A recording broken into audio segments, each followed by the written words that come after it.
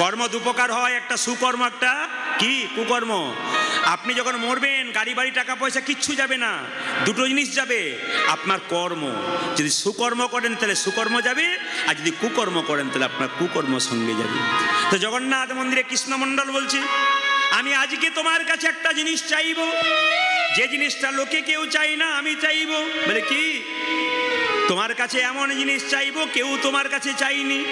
ওগো জগন্নাথ, আমি গাড়ি চাই না, বাড়ি চাই না, টাকা চাই না, পয়সা চাই না, আমায় শুধু একটা জিনিস দাও।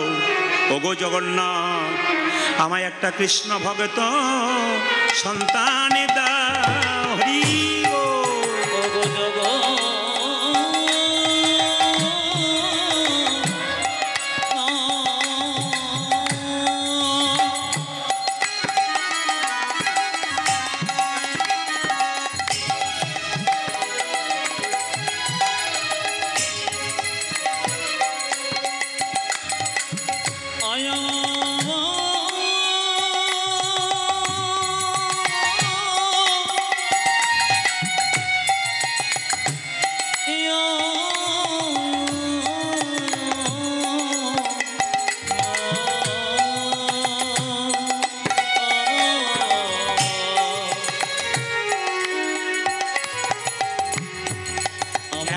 কৃষ্ণ ভক্ত সন্তানের এই অভিলাষ আমার মনে, কৃষ্ণ ভক্ত সন্তান দাও।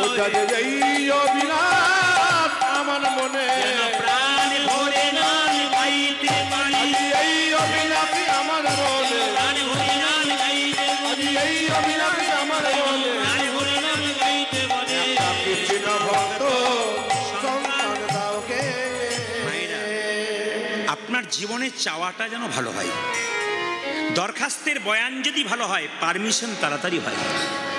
ভগবানের কাছে চাওয়া যদি আপনার ভালো হয়, পাওয়াটা খুব ভালো হবে। তবে ভক্ত যদি কাইমনে কোনো বাঞ্ছা করে, ভগবানের সাধ্য নাই সেই বাঞ্ছা নেই পড়ে। ভগবানের কাছে ভক্ত কোনোদিন গাড়ি বাড়ি টাকা পয়সা চায় না, ভগবানের কাছে ভক্ত শুধু প্রেম আর ভক্তি চায়। তাই কৃষ্ণমণ্ডল বলে আমাকে একটা সন্তান দাও। আশ্চর্যের ব্যাপার, জগন্নাথ দেব যেন আকাশবাণী করে বললেন, যা কৃষ্ণমণ্ডল, তোকে একটা কৃষ্ণ ভক্ত সন্তানই দিলাম। বাড়ি ফিরে আসছে জগন্নাথ দেবকে প্রণাম করি। আচ্ছা বাবা, কিছু মনে করবেন না, আপনারা সবাই কীর্তন শুনতে এসছেন, মন্দিরে প্রণাম করছেন বা বাড়িতে মন্দিরে প্রণাম করেন। প্রণামে কিন্তু নিয়ম আছে।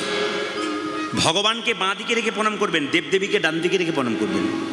যদি আপনি মন্দিরে রাধাকৃষ্ণ আছে, আপনি সোজা প্রণাম করছেন, আপনার কোনো ফল হলো না, গোটাটাই জিরো ব্যালেন্স, বেকার হবে আপনার। আপনি মা কালী, মা মনসা, মা দুর্গার মন্দিরে প্রণাম করবেন, যে ডান দিকে প্রণাম করেন আপনার লাভ আছে, বাঁ দিকে প্রণাম করে লাভ নেই, সোজা প্রণাম করে লাভ নেই। শিখতে হয় কীর্তন শুনতে এসে, কি আমি কোন দিকে প্রণাম করব। আর সাধুগুরু বৈষ্ণব বাবা মাকে প্রণাম করতে হয় কোন দিকে? সোজা। তবে প্রণামটা কিন্তু এরকম, উনি দাঁড়িয়ে থাকলে আপনার ডান হাতটা যেন ডান পায়ে, বাঁ হাতটা যেন বাঁ পায়ে পড়ে। কিন্তু এরকম করে প্রণাম করলে দেখবেন কি হবে, আপনার ডান হাত তো না বাঁ পায়ে, আপনার বাঁ হাত তো না ডান পায়ে পড়বে। কিন্তু প্রণামটা আপনার কীরকম করতে হবে না, এইরকম করতে হবে, বাঁ হাতটা নিচে, ডান হাতটা উপরে। দেখে নেবেন আপনার ডান হাত ওনার ডান পায়ে পড়বে, আপনার বাঁ হাত ওনার বাঁ পায়ে পড়বে। এই জন্য তো কৃষ্ণ পাটা এরকম করে, চরণটা বাঁকা রেখেছে। কৃষ্ণকে জিজ্ঞেস করছো, তুমি পাটা বাঁকা রেখেছো কেন? বলে প্রণাম উল্টো করে দিয়েছো কেন? বলে যেই আসছে সে সোজা করে প্রণাম করছে, উল্টো করে করছে, এই জন্য আগে থেকে আমি উল্টে দিয়ে বসে নিলাম যাতে প্রণামটা সোজা হয়। এই জন্য ভগবান উল্টে দিয়েছে পাটা, কেন? সোজা করে প্রণাম। বাবা শিব বসে আছে, বাবু হই কেন বসে আছে বলুন তো? না, প্রণামটা যেন উল্টো না হয়। তাই সবাই লক্ষ্য করুন মায়েরা, আপনারা কিন্তু সাষ্টাঙ্গে প্রণাম করতে পারবেন না, বাবারা করতে পারবেন, আপনারা পঞ্চাঙ্গে প্রণাম করবেন। হাঁটু গেড়ে আপনার মাথা মানে কপাল মাটিতে ঠিকবে, দুটো পা ঠিকবে, আর কি ঠিকবে? দুটো হাত ঠিকবে। এই পঞ্চাঙ্গ কিন্তু মাটিতে ঠিকবে, আপনার প্রণাম হবে। জগন্নাথ মন্দিরে প্রণাম করে যখন কৃষ্ণমণ্ডল বাড়ি যাচ্ছে, গাইতে গাইতে যাচ্ছে, আহ ভগবানের কি লীলা গো, হরে কৃষ্ণ, ভগবানের কি লীলা। জগন্নাথ মন্দিরে ভগবানের কি লীলা গো, দেখো জগন্নাথের কৃপায় আমি সন্তান পাবো। গাইতে গাইতে যাচ্ছে, যশোদারো যশোদারো তুমি বজের রাখা, বৃন্দাবন মন হারি। যশোদারো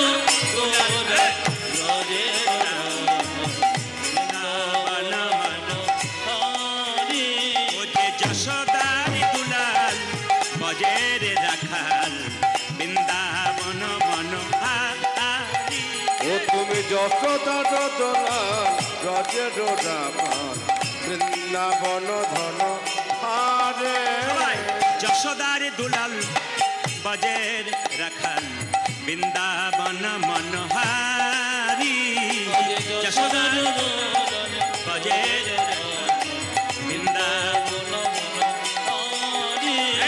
গোপী জন বল্লভ রাধিকা রামন গোপী জন বল্লভ রাধিকা রমন গোপী জন বল্লভ রাধিকা রামন প্রাণ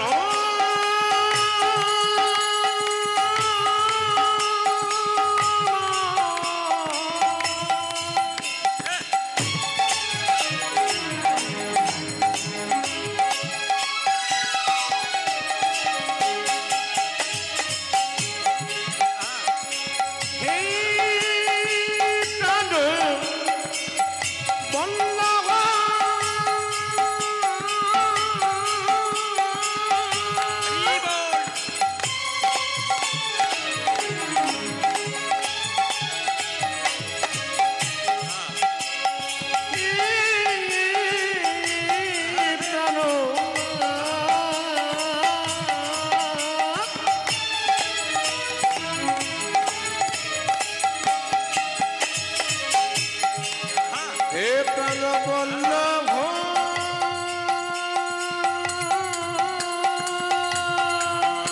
আরে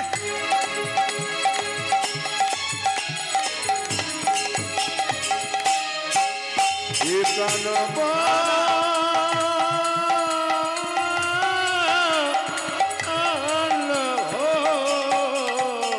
গোপী জন বল্লভ রাধিকা রমন গোপী জন বল্লভ রাধিকা রামন গোপী জন বল্লভ রাধিকা রমন চিত্তবিত্ত মনোহারে বৃন্দাবন মনোহারি উড়ধ্বনি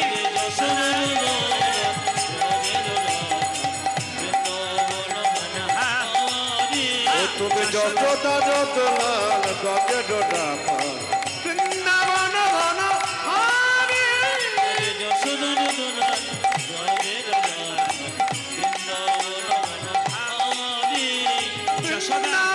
ধন হারে বৃন্দাবন ধন হারে দেখা দা দেখা দা দেখা দা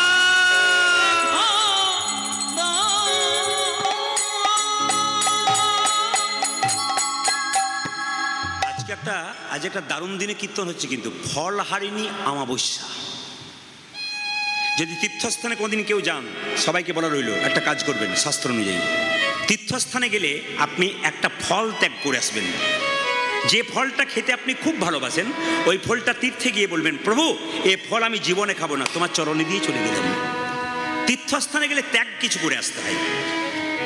যেমন আমি নিজে আপেল কলা আর লেবু ভালোবাসি। ধরুন আমি মন্দিরে গেলাম গয়াকাশী বৃন্দাবন, গিয়ে বললাম প্রভু আমি আপেল খেতে খুব ভালোবাসি, তোমাকে দিয়ে গেলাম, আর জীবনে যতদিন বাঁচবো আমি আপেল কোনোদিন খাবো না।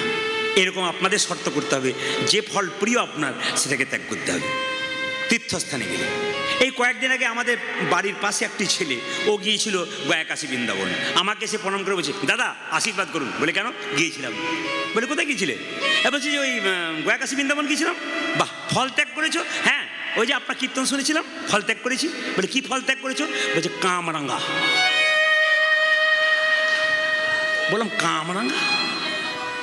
বললাম কেন কামরাঙ্গা ত্যাগ করেছিল? বলছে টক ফল খেতে পারি না, দিয়ে চলে এলাম। বেশ করেছ, আচ্ছা করেছ। মানে এক বললাম আর এক করে বসলো আর কি। আপনারা কীর্তন শুনতে আসবেন, যদি ঠিক মতো বুঝবেন তাহলে ভালো, আর না বুঝলে বাড়িতে গিয়ে উল্টো করে ফেলবেন। খুব ভালো করে শুনবেন মায়েরা, যেই না বাড়িতে গেছে কই গো ঘরণী স্ত্রী দুরিকা দেবী, মায়েরা সবাই শুনবেন, তীর্থস্থানে যদি আপনি যেতে না পারেন, সবাই তাকাবেন, আপনার সময় নেই হতে পারে, আপনার টাকা পয়সা নেই হতে পারে, আপনি তীর্থস্থানে যেতে পারলেন না, আপনার বাড়ির পাশে বা পাড়াতে কেউ যদি বয়স্ক মানুষ তীর্থস্থানে গেছে, আপনি গিয়ে তাকে একটু প্রণাম করলেন, একটুখানি ফল আপনি পাবেন। আপনার বান্ধবী গেছে তীর্থস্থানে, তাকে গিয়ে একটু আলিঙ্গন করলেন, আপনি ফল পাবেন। মেয়েকে আলিঙ্গন করলেন, ছেলে যদি হয় ছেলেকে আলিঙ্গন করলেন, বাচ্চা ছেলে যদি যায় একটু কোলে করে আদর করে নেবেন, ব্যাস কিছুটা ফল পাবেন। দুরিকা দেবী গলায় কাপড়টা দিয়ে, স্বামী এসো এসো এসো, পাটা ধুয়ে দিই। স্বামীর চরণ দুটো ধুয়ে দিল। সবাই তাকান, যে যেখানে বসে আছেন, এই যে মাসি, ও মাসি, কানে কানে যেতে বলছেন নাকি? যখন মৃত্যুর সময় হয় তখন বলবেন, দিদি এসো আমি চললাম, তুমিও যাবে। কেউ যাবে না, যতই ডাকুন কেউ যাবে না। হ্যাঁ, ঠান্ডা মাথায় কীর্তন শুনুন, দেখুন ভালো লাগবে। আচ্ছা বেশ বেশ, হরে কৃষ্ণ। একবার কথা বলবেন না? সবাই বল, রাধা রানী কি, শ্যাম সুন্দর কি, মদন মোহন কি, হরিবাসর কি, সাধুগুরু বৈষ্ণব কি, গৌর ভক্তবৃন্দ কি? সবাই তাকে বলবেন। স্ত্রী কি করলো? পা দুটো ধুয়ে দিল। ভয়ে জিজ্ঞেস করতে পারছে না, কি তুমি চাইলে? কেন? কঠিন লোক তো, চাইবে না বলেছে। স্বামী, জগন্নাথ কেমন দেখলে? খুব ভালো দেখলাম, খুব ভালো দেখলাম। আচ্ছা আচ্ছা, তিনজনকে দেখেছো? মানে কায়দা করে করে জিজ্ঞেস করবার চেষ্টা করছে, তিনজনকে দেখলে? হ্যাঁ গো দুরিকা, একটা কি একটা জিনিস চেয়ে বসলাম। কি জিনিস চাইলে? আমি না কি যেন মনে হলো জগন্নাথে গিয়ে বললাম, গাড়ি বাড়ি টাকা পয়সা ধন দৌলত কিছু চাই না, আমি একটা কৃষ্ণ ভক্ত সন্তান চেয়ে বসলাম। দুরিকা দেবী মনে মনে ভাবলেন, স্বামী, যেদিন থেকে তুমি জগন্নাথ মন্দিরে গিয়েছিলে, আমার সন্তান নাই, আমার যে কি কষ্ট আমি ছাড়া কেউ বুঝতে পারি না। সেই দিন থেকে মন্দিরে বারবার কেঁদে কেঁদে বলেছিলাম, জগন্নাথ, আমার স্বামী তোমার কাছে গেছি, এমন একটা জিনিস দিও আমি খেতে পাই না পাই, যেন মা ডাকটা শুনতে পাই। ভক্ত যদি ঠিক মতো ডাকতে পারে, ভগবান শুনতে পারে। ও মায়েরা, এই যে তাকাবেন, ভক্ত যদি শুনতে পারে ঠিক মতো, আপনার বাচ্চাকে আপনি কীর্তন শোনাবেন, আমি বারবার বলবো, শেষে বুঝতে পারবেন। বাচ্চাকে কীর্তন শোনাবেন, বসতে বলবেন, বাচ্চা একটু চঞ্চল হবে আমি জানি, কিন্তু স্থির করবেন, বসতে বলবেন, দেখবেন কাজে লেগে যাবে। সবাই তাকান আমার দিকে। দুরিকা দেবীকে বললাম, একটা সন্তান চেয়ে বসলাম। সন্তান পেয়েছো?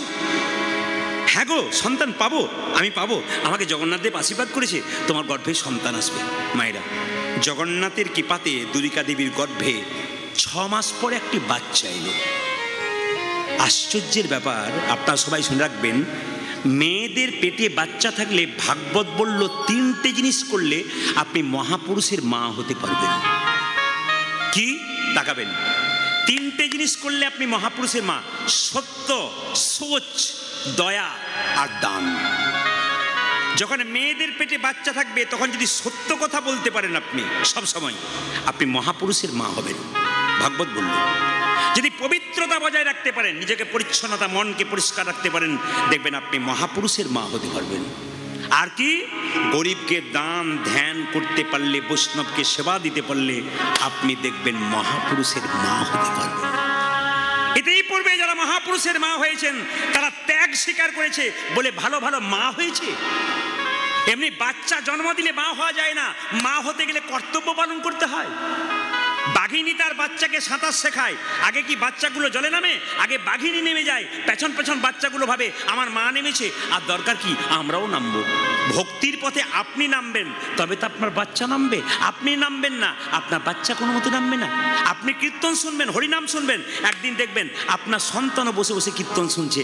আপনি সেদিন ভাববেন, আমার ছেলে কুপথে যায় নাই, অন্য পথে যায় নাই, একটা ভালো জায়গায় বসতে শিখেছে। ওই জন্য প্রতিটি বাবা মাকে বলবো, যারা কম বয়সের আছেন, ছেলে মেয়েদেরকে অন্তত হাতে ধরে এখানে বসান। কেন? যতক্ষণ শুনবে পবিত্র কথা, ততক্ষণ তার হৃদয় মন পবিত্র হয়ে যাবে।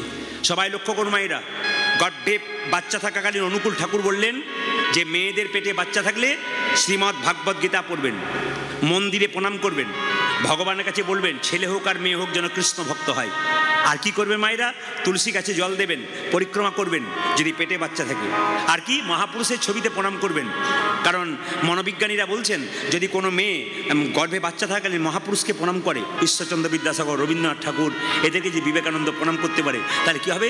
মহাপুরুষের ভাব তার সন্তানের মধ্যে কিছুটা বর্তাবে। কিছু কাজ করতে হয়, এমনি বাচ্চা চলে এলে হবে না। গরু ছাগলে ভেড়ার বাচ্চা আসে, ওরকম বাচ্চা এলে হবে না। বাচ্চা আসতে গেলে মাকে অনেক যত্নবান হতে হয়, বাবাকে অনেক যত্নবান। এমনি ভালো সন্তানের মা পাওয়া হয় যায় না। মাটি খাঁটি না হলে বীজ ভালো হবে না, গাছ ভালো হবে না। আপনি মাটি ভালো হবে, বাবাটি ভালো হবে, সন্তান অবশ্যই ভালো হবে।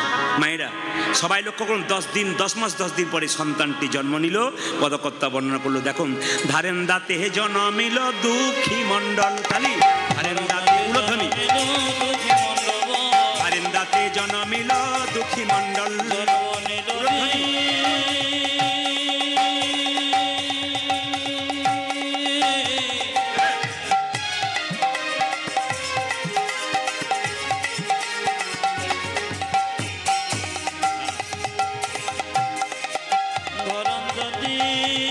সবাই উলধ্বনি দিন, সন্তান জন্ম নিচ্ছে।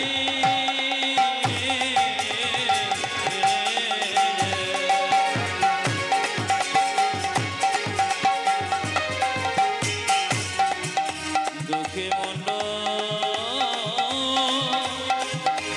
জন্ম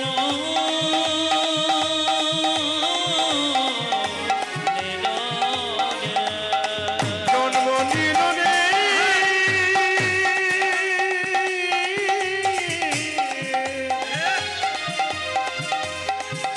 আজ ধারের দাঁতে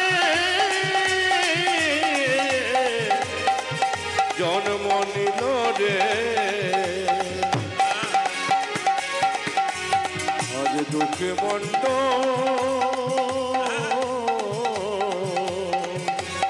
জন্ম নিল, জন্ম নিল, জন্ম নিল,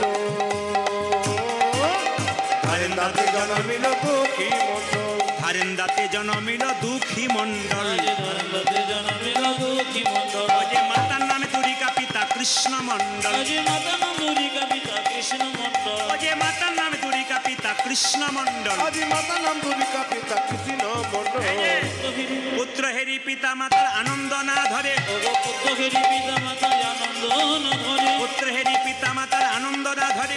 পুত্রকারী পিতা মাতায় আনন্দ না ধরে, পাড়া প্রতিবেশী সবে উলুধ্বনি করে, পার্বতী বেশে সবে ধ্বনি ওই যে পাড়া প্রতিবেশী সবে জয়ধ্বনি করে।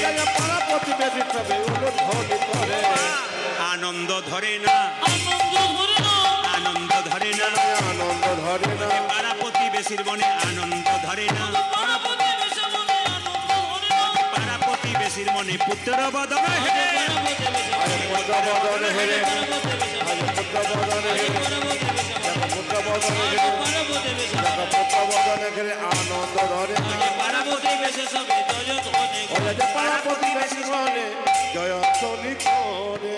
আচ্ছা আচ্ছা, আপনারা বাচ্চা জন্ম নিলে মুখে কি দিন? নিম পাতা, নিম পাতা। আমি যে না নিম পাতা বলেছি, আপনারা হ্যাঁ বলে ভুললেন যে? হ্যাঁ হ্যাঁ না না, 2-4 জন এমনি এমনি করে নিম পাতা, হ্যাঁ, মানে আপনি কি ভুল বলবেন? আচ্ছা, বাচ্চা জন্ম নিলে মুখে মধু দেন, তাই তো? আচ্ছা বলুন তো, মধু দিলে আমাদের বিশ্বাস যে মিষ্টি মিষ্টি কথা বলবে, ছেলে বড় হলে মিষ্টি কথা বলে? বাবারে মায়েরা কি দুঃখ করবে, যে বাবা ঘর গেলে বুঝবেন কি চলছে আর কি। না না, আপনারা সবাই লক্ষ্য করবেন, ছেলে মায়েরা, তুলসী দাস বলেছেন, যে পদ দিয়ে পুত্র আসে সে পদ দিয়ে মূত্র আসে, যে পদ দিয়ে পুত্র আসে সেই পদ দিয়ে মূত্র আসে। সে পুত্র যে কৃষ্ণ ভক্ত, আর সে মূত্র যে অসুরের মতো আচরণ করে অভক্ত। কিছু মনে করবেন না, পাড়ায় পাড়ায় কীর্তন হয়, গ্রামে গ্রামে কীর্তন হয়, আপনি কীর্তন করাচ্ছেন, আমি কীর্তন করাচ্ছি বিভিন্ন জায়গাতে, কিছু মানুষের দেখবেন খুব কষ্ট হয়, আবার কিছু মানুষের খুব আনন্দ হয়। কিন্তু যারা কীর্তন করায়, অনুষ্ঠান করায়, তারা তো হাতির মতো গো। হাতি যখন দেখবেন রাস্তা দিয়ে পেরিয়ে যায়, অনেকে গণেশজি বলে প্রণাম করে, জোরে বলুন হ্যাঁ না না। হাতি ওর দিকেও তাকায় না, আর কুকুরগুলো দেখবেন পেছনে ঘেউ ঘেউ করে, ওর দিকেও তাকায় না। হাতি বলে আমি ভালোতেও নেই, আমি মন্দতে নেই, আমার রাস্তায় আমি যাব, আমাকে কেউ ঠেকাতে পারবে না। আপনি হাতির মতো হয়ে যান কৃষ্ণ ভক্ত, আপনার রাস্তায় কেউ বাধা দিতে পারবে না, যদি গোবিন্দ আপনার সহায় থেকে যায়। ভগবান যার সহায় আছে, তা আবার চিন্তা কি আছে মায়েরা? ও মায়েরা সবাই মন দিয়ে শুনুন, ছেলের মুখে কি দিল? না আপনার ভাবছে মধু, তো মধু কেন দেওয়া হয়? বলছে যদি বইপত্র পড়েন তাহলে বইটার নাম হচ্ছে হিন্দু ধর্ম কী এবং কেন। বইটার লেখক হচ্ছে লোকনাথ কবিরাজ। তাতে পরিষ্কার করে বলছে যে বাচ্চার যখন জন্ম হবে তখন মুখে মধু দেয় কেন না, বাচ্চা কান্নাকাটি করে মায়ের দুধ পান করতে পারে না, ওই জন্য মধু দেয় কান্না বন্ধ করবার জন্য। মধু কখন দেবেন তবে বাচ্চা মিষ্টি কথা বলবে না, বলল বইটাতে যে মধু দেবেন কখন, 21 দিন পর যখন আপনি আতুর ঘর থেকে নিয়ে যাবেন স্নান করিয়ে তখন মধু দেবেন, বাচ্চা মিষ্টি মিষ্টি কথা বলবে। আর কখন দেবেন, যখন দেখবেন আপনার বাচ্চার অন্নপ্রাশন হবে তখন দেবেন, দেখবেন আপনার বাচ্চা কি হবে, মিষ্টি মিষ্টি কথা বলবে। মায়েরা এখন কি করলো, মধু তো কেনার পয়সা নেই, কি করলো, দুই কানে শোনাইল মধুর হরিনা। পয়সা নেই তো কি করবো, মধু কেনার পয়সা নেই তো কানে কি দেবো, দুই কানে শোনাইল মধুর হরিনা। আজি দুই কানে শোনাইল মধুর হরিনা, হরিনামে শোনানো, হরিনামে শোনানো, মধুর হরিনামে শোনানো, সারের কথা শোনার আগে হরিনামে শোনানো, সারি কথা শোনার আগে হরিনামে শোনানো, সারের কথা শোনার আগে নাম ময়দা, সারি কথা শোনার আগে নাম ময়দা হলো, কথা শোনার আগে নাম ময়দা হলো, সারি কথা শোনার আগে নাম ময়দা হলো, হরি কথা শোনার আগে নাম ময়দা হলো, হরিনামে শোনানো, দুই কানে শোনাইল মধুর হরিনাম। আজি দুই কানে শোনাইল মধুর হরিনা।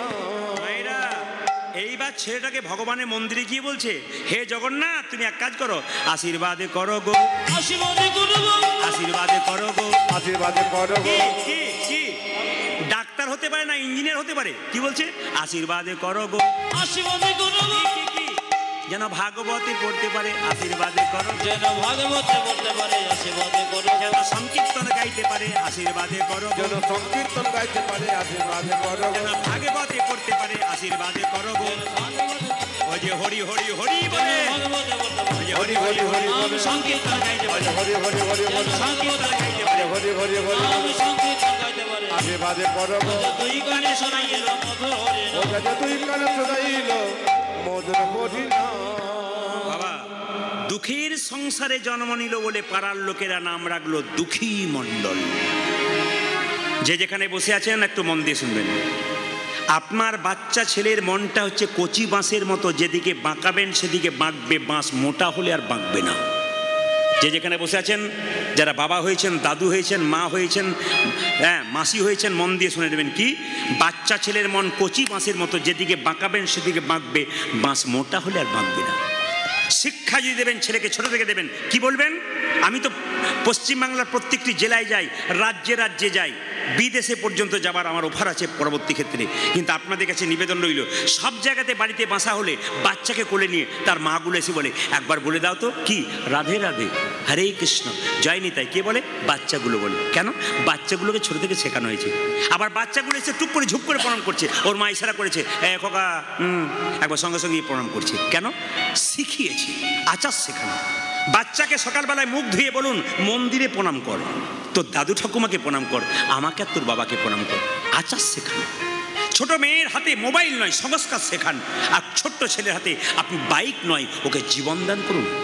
এক পকেটে গীতা রাখবেন তো এক পকেটে মোবাইল রাখুন। সপ্তাহে একদিন ছুটি থাকবে, ছেলে মেয়েদেরকে নিয়ে পার্কে বেড়াতে যাবেন না, ওখানে উল্টো পাল্টা জিনিস দেখবেন, মন্দিরে যান, আপনিও প্রণাম করবেন, বাচ্চাটা আপনার পেছন পেছন প্রণাম করবে, বাচ্চাটাকে কিছু সম্পদ দিয়ে যাবেন। এই জন্য বারবার বলছি, সাধুগুরু বৈষ্ণব রাস্তা দিয়ে পেরিয়ে গেলে বাচ্চাকে প্রণাম করার আগে নিজে প্রণাম করবেন, আর বলবেন এনাকে একটু প্রণাম করো, ওনাদের আশীর্বাদ পেলে কাজ হতে পারে। ইস্কন মন্দিরে শিল প্রভুপাদ যখন ছোট্ট বাচ্চা ছিল, কলকাতা ছেলে, তার বাবা চাকরি করতো, 10টা পর্যন্ত বসে থাকতো দরজাতে, তারপর অফিসে যেত, কোনো সাধুগুরু বৈষ্ণব পেরিয়ে গেলে বলতো একবার আসুন, আরে কি হয়েছে বলবেন তো, আরে আসুন না, বলে কি হয়েছে, আমার ছেলের মাথায় একটু হাত দিয়ে বলে দিন যেন রাধারানীর কৃপা হয়। বৈষ্ণবরা আসতো আর ছেলের মাথায় হাত দিয়ে বলতো তোমার ছেলে রাধারানীর কৃপা হোক। শিল প্রভুপাদ বৈষ্ণবের আশীর্বাদে এত বড় হল। আপনারা যারা মা হয়েছেন তারা কি চান না আমার ছেলে অনেক বড় হোক, অনেক বড় মানুষ হোক, অনেক বড় মহামানব হোক? সব মাইগুলো তো চাই। আপনার প্রণাম করান, মন্দিরে প্রণাম করান, সাধুগুরু বৈষ্ণবকে প্রণাম করান, শেখান এগুলো না শেখালে কি শেখাবেন? গত পরশু যেখানে গাইছিলাম একজন ভদ্রলোক এসে বললেন প্রদীপ বাবু আমার ছেলের জন্য চিন্তা নাই। বলে কেন? 1 কোটি টাকা রেখে দিলাম ব্যাংকে, আমি মরে গেলেও চিন্তা নেই, এবার বসে বসে খাবে। বললাম ছেলের জন্য 1 কোটি টাকা রাখলেন, ছেলেকে তৈরি করলেন কেমন? এইরকম না এইরকম? যদি এরকম তৈরি করেন, আপনার শ্রাদ্ধ কাজ করাবে, বাড়িতে মন্দির করবে, সাধু সেবা দেবে, ভক্ত সেবা দেবে। আর যদি এইরকম তৈরি করেন, যা ছিল তা তো যাবে, আর আপনার সাধ্যে আরও সাধ্য করে নিতাই গোল হরিগোল করে দেবে। তাই সন্তানগুলোকে ভালো করুন, যেন ভবিষ্যতে কৃষ্ণ ভক্ত হতে পারে, বিবেকবান হতে পারে, ইঞ্জিনিয়ার হোক, ডাক্তার হোক, উচ্চশিক্ষায় শিক্ষিত হোক, অবশ্যই হোক, যেন কৃষ্ণ ভক্ত হতে পারে। আপনার শুনলে চমকে যাবেন, যে যেখানে বসে আছেন। আপনারা গেছেন কিনা জানি না, 10 বছর আগে আমার একটা শরীরে প্রবলেম হয়েছিল। আমি চেন্নাই অ্যাপেলো গিয়েছিলাম। তো যে ডাক্তারবাবুকে আমি দেখাচ্ছিলাম, তিনি ছিলেন খ্রিস্টান ডাক্তার। তার টেবিলে দেখলাম যীশু খ্রিস্টের মূর্তি আর ফুলের মালা দিয়ে পরানো আছে টেবিলে। জিজ্ঞেস করলাম, ইনি? বলছে, উনিই তো আসল, আমি শুধু চিকিৎসা করি মাত্র। আমি যে বাঙালি ডাক্তারকে দেখাচ্ছিলাম, তার বাড়িতে যখন গেলাম, তখন দেখছি ভোর 4টের সময় উঠে উনি মন্দিরে পুজো করছেন। এত বড় বড় ডাক্তার, যারা লন্ডন ফেরত, আমেরিকা ফেরত ডাক্তার, তারা শিখিয়ে দিচ্ছে আমাদেরকে, দেখে শেখো। যে মেয়েটা সুনিতা উইলিয়ামস কয়েকদিন আগে 9 মাসের জন্য চাঁদে গিয়েছিল, চিন্তা করেছেন উনি কে? ওনার ব্যাগের ভেতর একটা গণেশের মূর্তি, ওনার ব্যাগের ভেতর একটা গীতা ছিল। আপনারা নারী, উনিও নারী। চিন্তা করে দেখুন কত উন্নত মানের মেয়ে। সেই মেয়েটা বিজ্ঞানী, বিখ্যাত মেয়ে। সেই মেয়েটি কি করেছে না, ব্যাগের মধ্যে একটি গীতা রেখেছে, আর ব্যাগের মধ্যে গণেশ রেখেছে। এরা শিখিয়ে দিচ্ছে। আমরা শুধু উঁচু দরের মানুষ নয়, উঁচু দরের মানুষ হবার আগে আমরা ভগবানকে সঙ্গে করে নিয়েছি। আপনার ছেলে মেয়েকে আপনি পূরণ করতে পারলেন না, আপনার ছেলে মেয়েকে সেই স্বাদ পূরণ করান। আপনার ছেলে মেয়েকে বড় করুন, কৃষ্ণ ভক্ত করুন, আপনার লাভ আছে। এই জন্য বারবার বলবো, বিখ্যাত বিজ্ঞানী আইনস্টাইন জীবনে কোনদিন মাছ মাংস খায় নাই। বিরাট কোহলি জীবনে মাছ মাংস খায় নাই। আর আমরা কি বলি, ছেলে যদি মাছ মাংস না খায় তবে গ্রোথ হবে না। আমাদের খুব একটা বাক্য হয়, গ্রোথ হবে না, শরীরের মনের পাওয়ার হবে না, মাংস মাছ খেতে হবে, বলি না আমরা। বিরাট কোহলি কি খেয়েছিল? ব্যাটের উপর ব্যাট 6 মারছিল। বিখ্যাত বিজ্ঞানী আইনস্টাইন কি খেয়েছিল? সারা জীবন নিরামিষ খেয়েছিল। বিখ্যাত বিজ্ঞানী আইজ্যাক নিউটন ভগবান বিশ্বাস করতেন।